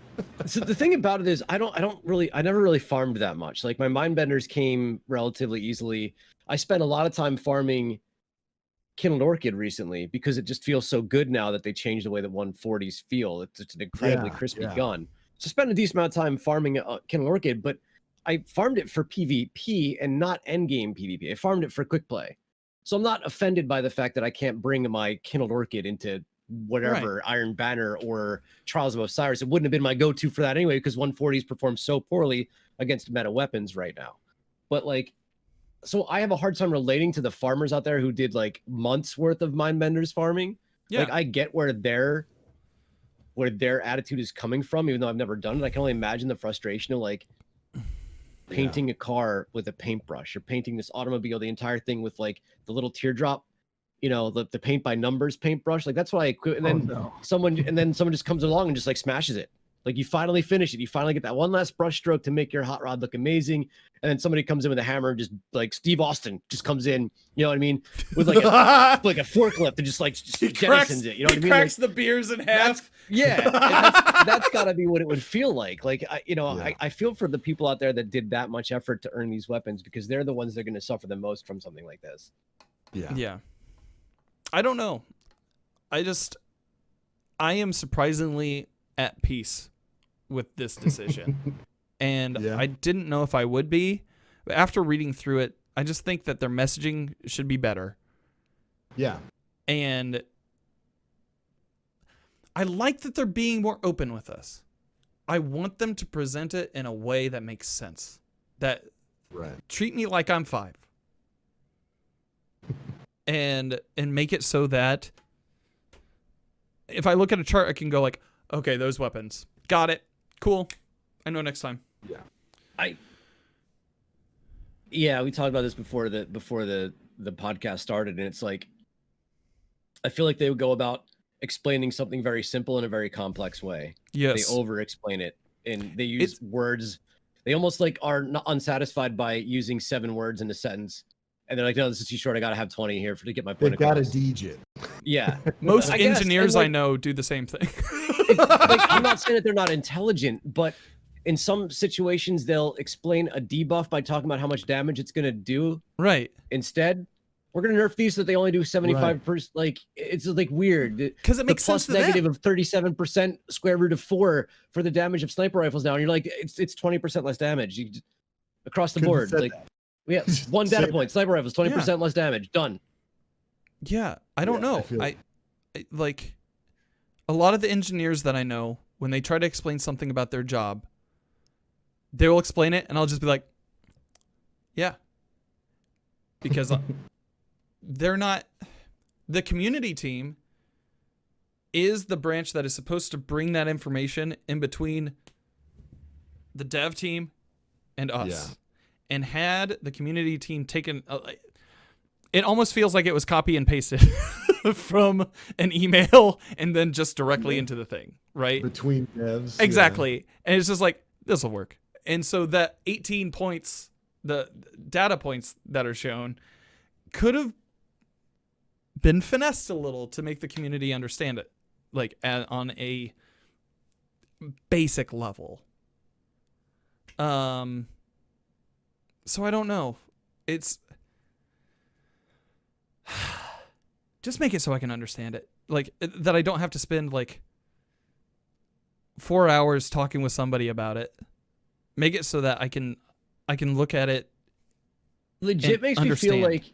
like, and not like, to some degree I struggle with reading comprehension, but it makes me feel like I really struggle with reading comprehension. So it's a little nice to feel like to know that I'm not like alone in like reading. Like, it reminds me of the peer-reviewed scientific reports that I used to read in college, where I'd have to read a paragraph like 3 times to really fully understand what they were talking about. Right. Yeah. And like, I feel like I have to read the TWAB 4 times to really get the data points as to like what's happening, you know? Yeah. RT Mayday. If Whisper and Sleeper left Massachusetts at 4:03 p.m. while Luna and Not Forgotten left New York at 6:15 p.m., when will they reach California if there is an accident along the way? Solve for X. Yeah, it seems to be the way they write these swaps sometimes. Yeah. It doesn't make a whole Sometimes. lot of sense. Yeah. Whereas the redacted Engram bit, I felt was a little bit more clear than than the. I like that. I mean, we really quickly. I love what they're doing with the redacted engram. We talked very quickly about it at the beginning of the show. It's like taking the menagerie system and somewhat applying it to other core activities. It's going to be a new engram that you earn kind of alongside other legendary engrams that as you progress throughout a season, you're going to be able to utilize to more directly almost kind of curate the rewards that you want to get from it. if I understand the way they described it right. As you go throughout the season, you'll be able to unlock. I'm assuming it's going to be artifact mods or something like that. That's going to allow you to directly affect what the loot pool in that redacted engram is going to be. And I like that. I like that. So you can basically play whatever you want. If you're a PvP person who just logs on to play Crucible, you can play that. If you're one of those weird unicorns named Nim plays who logs on to play Gambit willingly outside of exotic quests that specifically require you to do it, Total you can just do monster. that. Total monster. If you're one of the majority of the people who plays this game who just jumps on and does public events, you can do that and still earn this engram and utilize it, much like the Menagerie, the Chalice of Opulence, to curate the kinds of rewards that you're going to want. I think they said the stuff that's going to be applicable to this engram is going to be rewards from previous seasons, right? Some of the stuff that dropped in like previous sunset activities. Yeah, like previous fear of missing out activities. So I think it was previous the FOMO. Vex Offensive, the Sundial, and Seraph would be the. Yeah. I love that. I love what they're doing with the redacted engram. It's because there are legitimately people like Aura who just jump on and want to play Crucible. And those people should be able to grind towards the rewards that they want. I like that. That's something Division and other games have been doing for a while. We talked about that on a previous show. The targeted loot system in Division basically allows you to do something similar. I just want to get more Warmind bits, dude. Like, I just want a better way to get Warmind bits because the 9,000 I currently have is not enough to stop the Almighty by itself. So, you know.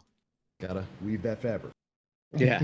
It's good stuff, though. I like the redacted. Whatever they're gonna wind up naming that. And that, I think, is supposed to be dropping next season. Yeah. Well, all right. Was there anything else we need to talk about? I think that's pretty much it. Austin 8 or V2 Games says, good news, we're 1 million away from this step from being done. So get at it, guys. Please and thank you. Let's sit back with a Mai Tai as you guys complete the rest of those Seraph Towers. It's getting done tonight. Yeah. I Which think means Shotgun will be done tomorrow. Everybody will have it. the outside of that, next week they're going to be talking about world drops and Right. Yeah. them as rewards in Destiny. So I don't know. We're just going to have to see, man. Good stuff. Blue drops might actually have value. Or just automatically decrypt into bullshit whatever. It's a Warmind bits. Please. Yeah. Into Warmind bits. I'll take Yeah. that. Well, all right. So- I guess it's time to move on to questions. I believe so. We only have a handful of questions here. And by handful, I mean 3. So what I'm going to do, I'm going to split up. So we have 2 questions from RPO8 and 1 from Rodaka. I'm going to split them up. Yep. I'm going to make a Rodaka sandwich out of it. RPO8 asks, with the new seasons, do any of you actually masterwork your armor? Or do you keep what you have already? I masterworked up until the point that they said sunsetting was occurring, and that's where I would say I'm not masterworking anything anymore. Yeah. Yeah. I don't I play s- enough in-game activities to generate the materials that you need to masterwork. If I did it more often, I would be more inclined to just waste the materials, but I don't play in-game activities, so I can't. Yeah. I started to infuse something today and was like, hold on. What's that symbol? Not today, Satan. And then just went about my business because I don't know if it's gonna go away at season 12. Then I don't need to infuse into it. Why? Yeah. Yeah. Why? It was something from Forsaken outside of the raid. So it's just like, no, it's going away. It'll probably be reissued or something. Because I imagine you're going to have to get the item in order to turn it into an ornament. Yeah. So I just I just imagine that they're going to reissue it. I can turn it into an ornament whenever I want and then move on. It's going to be interesting how they introduce the transmog system whenever that comes. I believe they said they're just now getting started on that. So I wouldn't expect that until probably until whatever expansion's coming out. They've been hinting at an expansion dropping later this year, so we'll see. Mm-hmm. As for me, Good. I'd never heard the word transmogrifier until I read Calvin and Hobbes comics. Yeah. And so like I'm just super excited that the word transmog it just exists, you know, because I hadn't heard it since I read comics as a kid. Like I haven't heard it in 20 years, you know what I mean? So like I'm cool with all this. I don't really particularly care. I barely care what my character looks like. Yeah. I gotta be honest with you. I go over function over form. Some aspect of Destiny occurs, but like it's minimal at best. I can get by with the ornaments we currently have. Yeah. Yeah. It does everything that I want it to, because I've always wanted just a base stat weapon thing that's made out of stars that then I can put whatever the hell I want over it. I can drape whatever I want. Yeah. Yeah. I can make it look how I want, and that's how I can look forever if I so choose. I like it. I've never played in a game that has had it until now, so I'm looking forward to it. As an avid MMO player, and especially again Final Fantasy XIV, transmog's been a thing in that for a long time. So I'm happy to see it finally making its way here fully into Destiny. Yeah. So Radaka asks, what is your biggest fear for the future of Destiny 2? That we get another season like this one. Yeah, that's essentially what I was gonna say. That they repeat all the same mistakes, like we're in an endless cycle in the Twilight Zone. That they release the next iteration of the game, the next full sequel iteration of the game, before the next consoles are fully optimized. Oh no! No, there's no way. No. I don't think they want. They don't want to build a game that is for Xbox One X and PS4. Not again. And then no, they are going. This is nope.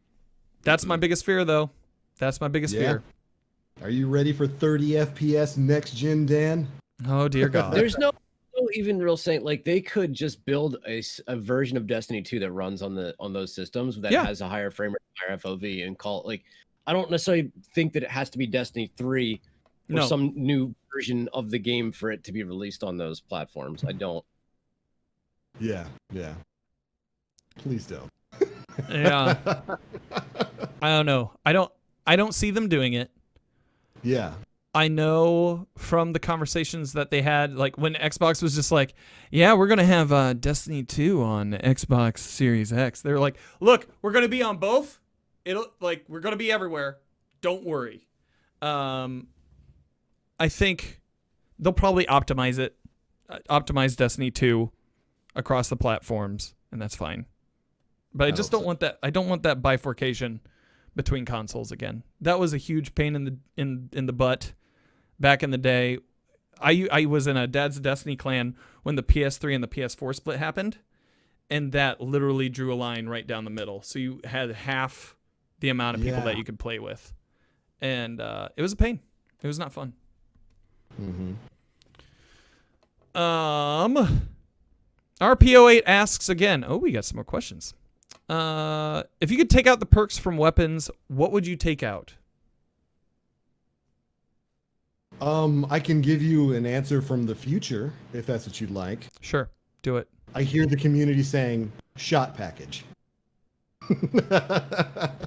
Who's to even say that check shop back in package is next the one week. that breaks that breaks Felwinter's Lie? For me, it, like across the board, I think it would bring a lot more variety to the player to the pool if damage perks didn't exist. It's unpopular. It's a shitty answer, but if things like Kill Clip and Rampage weren't available, and we had to rely more on things that were like Shield Disorient, explosive rounds, Dragonfly, or whatever the current version of it, Firefly, whatever the hell it is.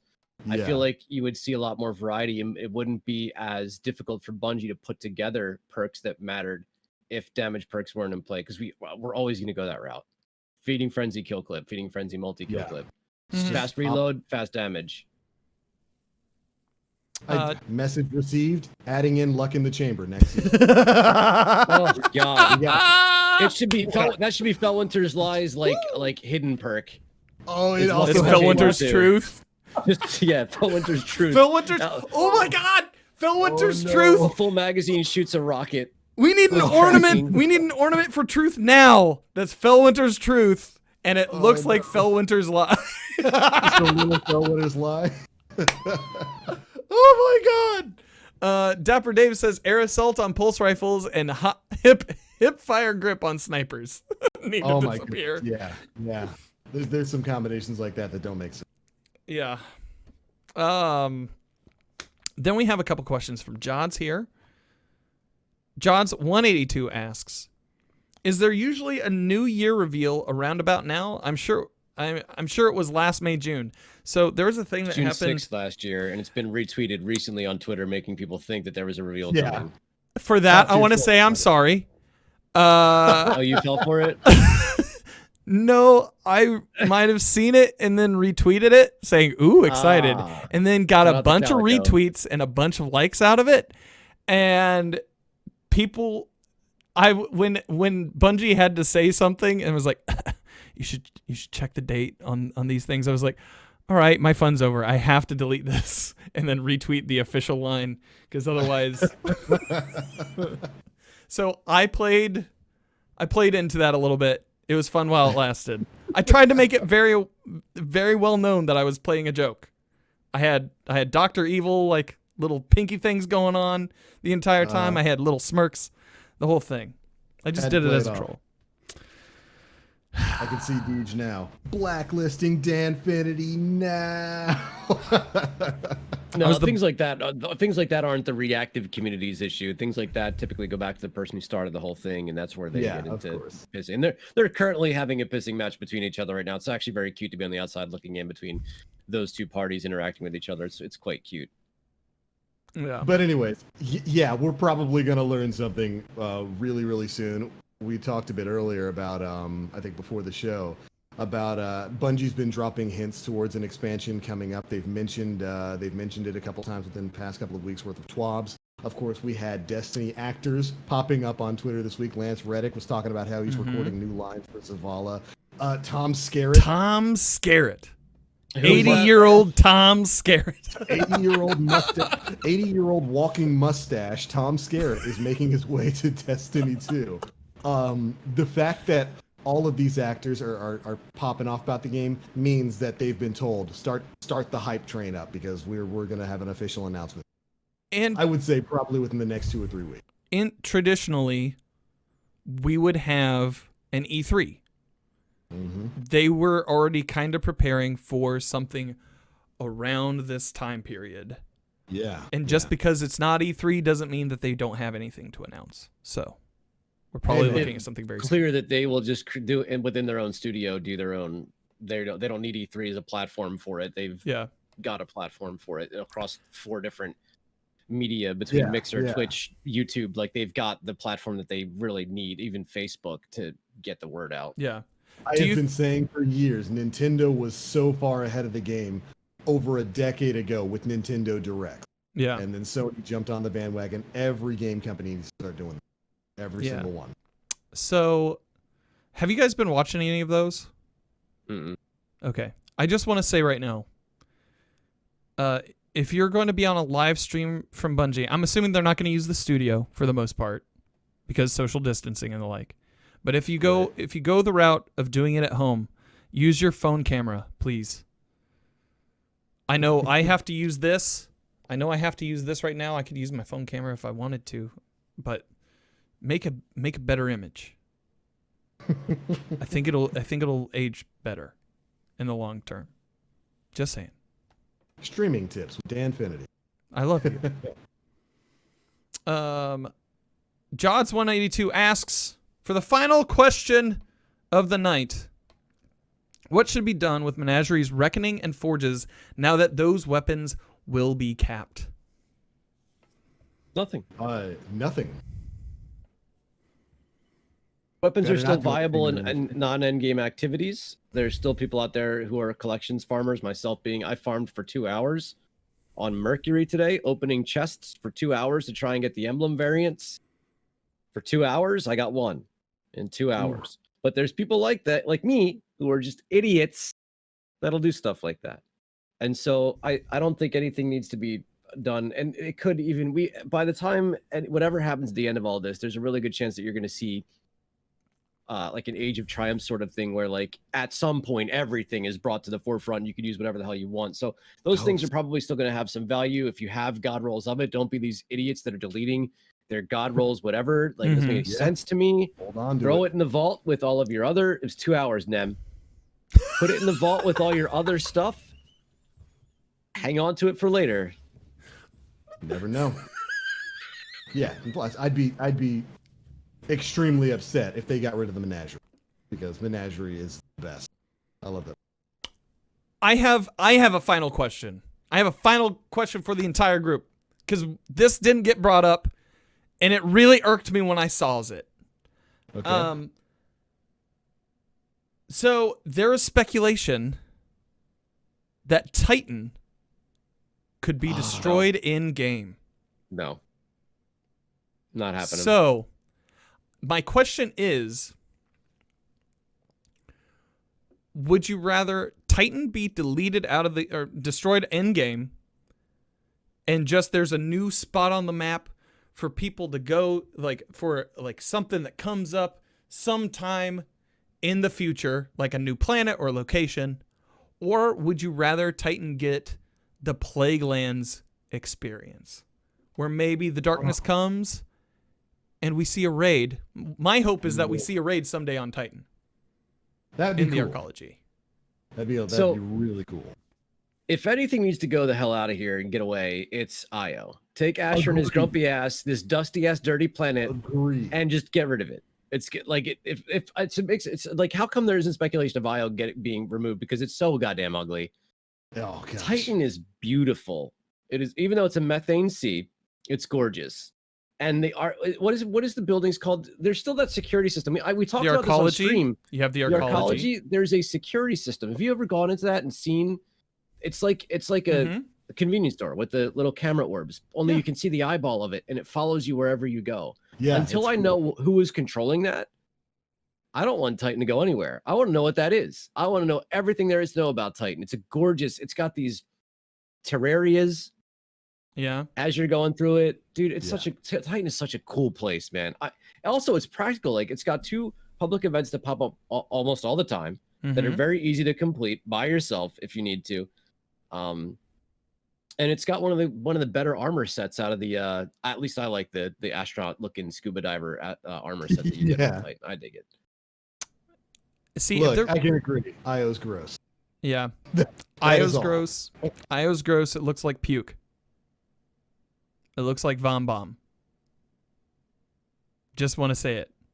Nim also said, God, I'm Gerber. glad It I'm looks not like part of this Gerber. team anymore. It looks It like looks Gerber. It looks like Gerber baby food. On Yeah. the director, there should be the Gerber It baby. should just say Gerber. Baby.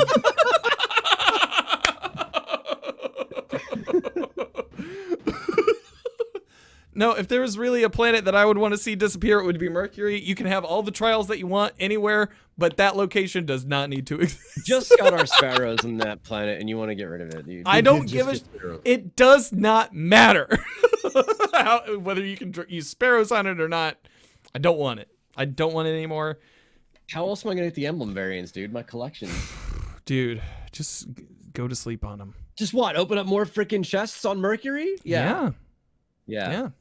2 hours, Dan. Very upset. Anyways, but that was something that was weighing me on me all week, because I had people going, "Oh, Titan's useless anyway."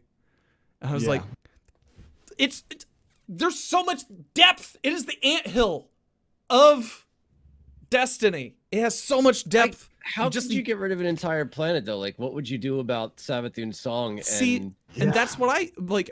People were saying that you could instance server side, right?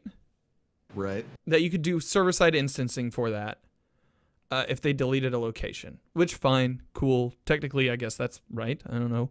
But for me, it would be more interesting as from a story perspective if you kept the location and just did the Plaguelands thing with it. Because, That'd be cool. That'd be yeah. real cool. So, other than that, I think that's a show. there's also the Thorn mission tied to it. As I Yeah. said in chat, the Thorn mission's tied to it. It's got Just some like pretty Whisper cool Sakai. adventures with the two. Like, is it Mithrax and the other dude? The or Yeah, best? Mr. You mean the best adventure in D2? Because it gave us our buddy Mithrax. Yeah. And like I think the only quest in the game where you can have variable outcomes at the end, whether you choose to save Mithrax or murder him. I like Yeah. that. And I'm glad they followed up on that, you know, a year later. But Outbreak starts I- there. There's so Yep. much. Yeah, there's nothing that all that indicates that I don't think like if they're not going to get rid of a version of Gambit, why would they get rid of an entire freaking planet? Yeah. yeah. I don't. People Oh, were God. people were thinking about it because like apparently one of the emblems that she has a clock in the upper right hand corner, which means that it will disappear at some point in the near future. But doesn't it just turn into something else after that expires? That's the Like, there's question. no, like, is it Nobody like knows. at reset? Doesn't that emblem just change into a different emblem that you can purchase? Like, I don't know if it does that or not. I don't know.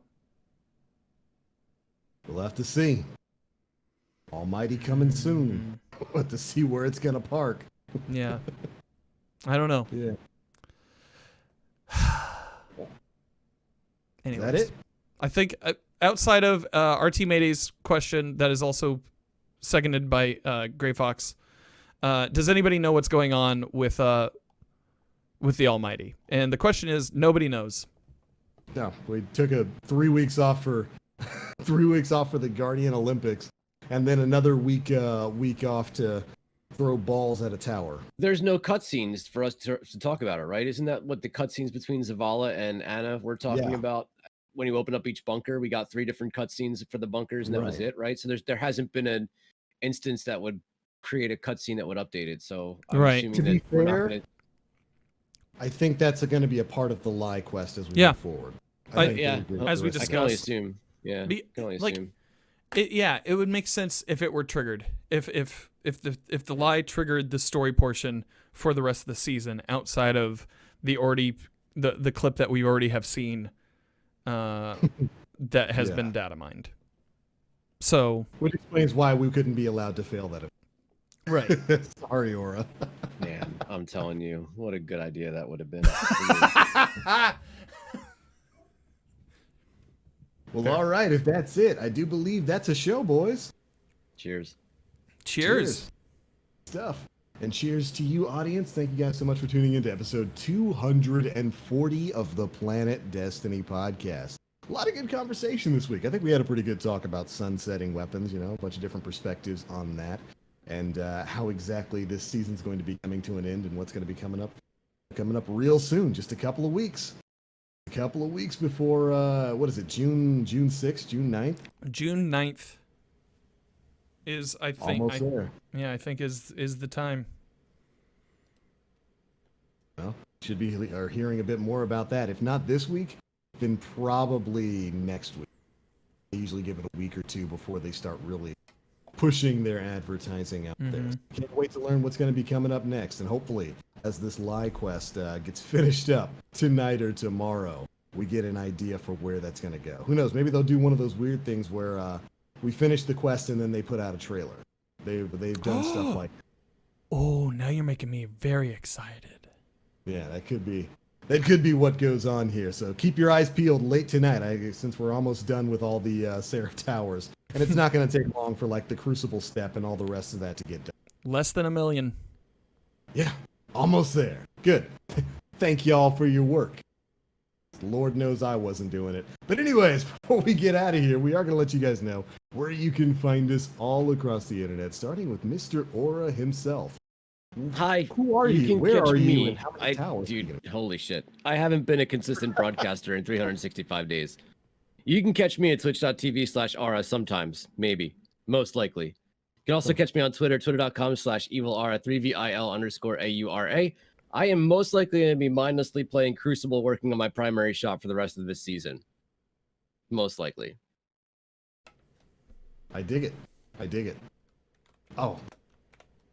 Are you gonna use Fell Winners when it drops? Are you gonna become a shotgun boy? I've been running Dragon Shadow on my Hunter for about a week now, and its handling increase has actually made it hard for me to use a fusion rifle the Erentil is so slow handling that when it's max handling, I'm like, holy shit. Like Yeah. I aim so fast, I'm not actually ready to be aimed down sights yet. So I've actually been using a shotgun a bit more often. And I've been using my mind benders a bit more often. So there's a really good chance that Fellwinter's Lie is going to slot into that. I mean, if it has max ranges, I'm going to hate it. I'm not going to like it. I'm going to tell you right now. He's gonna But- like it. I'm not. See, dude, I like as an Erentil main, this is going to sound terrible, but like, I don't really use a whole lot of cheesy stuff outside of that. Like, I'm not a Revoker player. I fucking hate that gun. Like, Yeah. so like, I don't know. There's a really good chance that I'm gonna like think that it's too easy, it's too powerful. I don't need to use a gun like that to be an effective player, and out of pure spite, not use it. Maybe, most likely. Who knows? He's We'll gonna see. use it. He's gonna use it more than I any don't of know. us. I don't like. I'm not even a shotgun main. Like I'm still trying. I'm working on getting the Erentil back into. I used it a while today. I'm trying to get the Erentil back in and learn the max handling aspect of it. The Dragon Shadow is such a unique exotic, and like you have to learn how to use it with max handling and without max handling.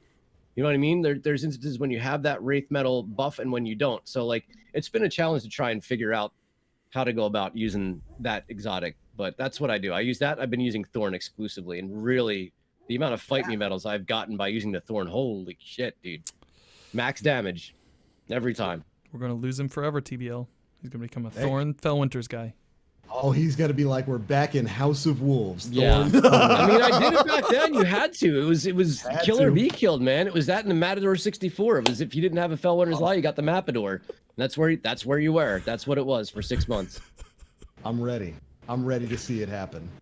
What about you, Dan? Where are you at, man? Oh, hi. My name's Danfinity. You can find me on the internet. You can find me on twitch.tv/Danfinity 3 days a week.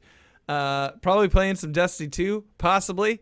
I also picked up Final Fantasy VII Remake, and I got, what was the other one? I picked up Control on PS4 as well. So I don't know if I'm going to do that on stream or if I'm going to do that in Discord. I don't know. But it should be fun. And then you can find me on Twitter and Instagram at Danfinity, where the eyes are L's. You can also find me Side Quests podcast this week. I reissued an old Swain Stash interview from back in 2018. That was really fun. And then on you can find me on Spinfoil Theory podcast, talking about whether I think the mission Road Rage is part of Savathun's overall plan for world domination.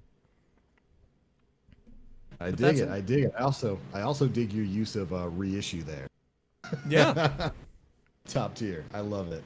Yeah, man. All right, and of course, my name is The Black Link. You can find me pretty much everywhere on the internet. Twitch, Twitter, YouTube, all at The Black Link. Did not have much time for streaming or much of anything last week. Very busy time for me work-wise. So we'll see what we can do with that this week. But of course, the normal news videos and all that kind of stuff will be going up on the Planet Destiny YouTube channel at youtube.com/Planet Destiny. Make sure you go subscribe to stay up to date with everything that's coming. But all right, everybody, that is it for episode 240 of the Planet Destiny podcast. Thank you all so much for tuning in. We'll catch you all next week. Bye, everybody.